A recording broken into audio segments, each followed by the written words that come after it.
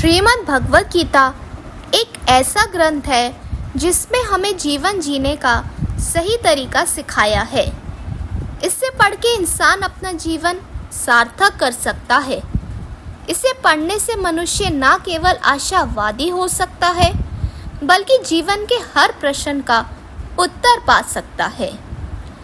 श्रीमद् भगवत गीता में हमारे जीवन का उद्देश्य स्पष्ट शब्दों में लिखा है और वे है ईश्वर की प्राप्ति। भगवान को पाने के लिए उन्होंने हमें अनेक मार्ग बताए हैं।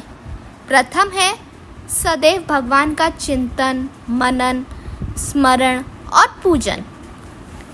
दूसरा है अपने धर्मयुक्त कार्य के प्रति सच्ची निष्ठा और अपने कर्तव्य का सही प्रकार से पालन बिना किसी आसक्ति के यानी बंधन मुक्त होकर। तीसरा है जनता की निष्काम सेवा। और यदि ये सब मार्ग भी मनुष्य को कठिन लगे तो जो भी धर्मयुक्त कार्य आपको अपनी इच्छा अनुसार करना हो उसे करें, किंतु अपने उस कार्य के फल की इच्छा को त्याग कर, क्योंकि फल केवल भगवान के हाथ में है। हमारे हाथ में तो सिर्फ सच्चे मन से प्रयत्न करना है। यह सब मार्ग बहुत कठिन ज़रूर है, किंतु निरंतर अभ्यास से यह सहज ढंग से ही हो जाएंगे। भगवान श्री कृष्ण का कहना है कि मनुष्य जन्म हमें बहुत मुश्किल से मिलता है। इसी जन्म में हम भगवान का नाम ले सकते हैं और भगवान का नाम और भगवान में कोई अंतर नहीं है। यदि मनुष्य अपने अंतिम समय में भगवान का नाम लेके प्राण त्यागे तो उसे मोक्ष अवश्य मिलता है।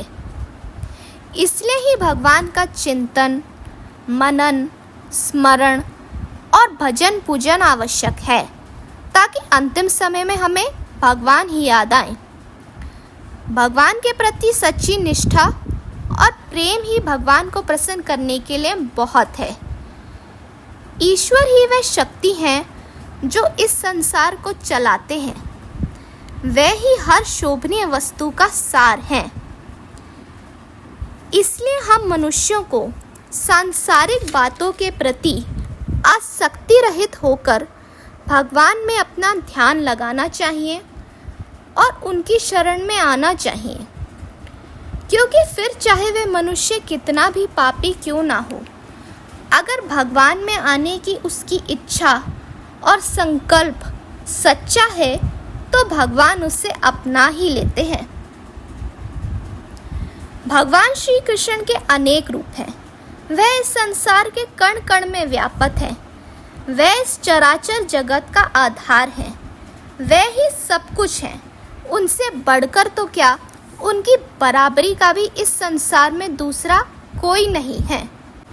अतः हमें भगवान से ही अपनी सारी परेशानियां साझा करनी चाहिए और उन पर पूर्ण भरोसा करके अपना जीवन उनके हाथों में सौंप देना चाहिए और अपने कर्तव्यों का पालन बिना किसी फल की इच्छा के साथ पूरी निष्ठा से पूर्ण करना चाहिए। दोस्तों, अगर आपको मेरा ये वीडियो पसंद आया हो तो कृपया इसे लाइक, शेयर और सब्सक्राइब करें और कमेंट में लिखें जय श्री राधे कृष्ण।